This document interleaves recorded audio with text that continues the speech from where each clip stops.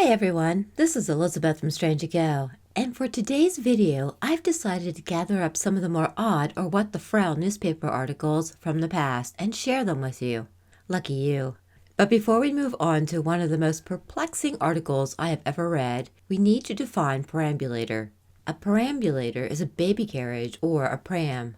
And with that in mind, let's read the strangest 4 lines I have ever come across in the newspaper archives. From 1914. 8-month-old baby of Mrs. Thomas Gibson, tucked in a perambulator, tied to the chimney on the roof, was blown off. Child killed. So, why was the baby carriage tied to the chimney on the roof, and what was the baby doing inside of it? I simply cannot wrap my head around this. If someone has a clue as to why a parent would do this, please share it with the rest of us. One of the things I love about old newspaper articles is the bluntness. For example, this death notice published in 1920. Mother of 18 children dies, educated all. 84-year-old mother of 18 children, all of whom reached maturity and 12 of whom survive her, dropped dead Christmas Day. Although she and her husband were comparatively illiterate, they managed to educate all their children, one son being a college professor and another a minister. 18 children. I would have dropped dead long before I reached that number. These next short reports about extreme weather conditions sound like scenes from out of a horror movie. From out of Michigan, 1901, the weather had been bitterly cold today. The thermometer registered 25 degrees below zero at 8 o'clock and 35 below 100 miles northwest of here. This morning, one gentleman, while walking, fell to the ground and was frozen stiff within 40 rods of his house.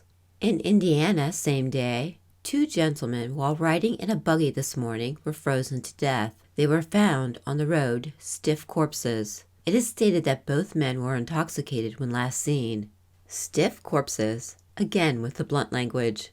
But if you enjoy coarser attitudes exhibited over 100 years ago, you will love this next report from 1920. An Illinois warden decided that the best way to try and reform the 200 men in his care would be to force them to watch the hanging of one of the prisoners, a convicted murderer. The men were placed in cells that surrounded the square where the hanging was to take place. And then the stage was set in the death chamber, and the condemned was led forth. The quiet became absolute for a moment. The noose was slipped over the murderer's head.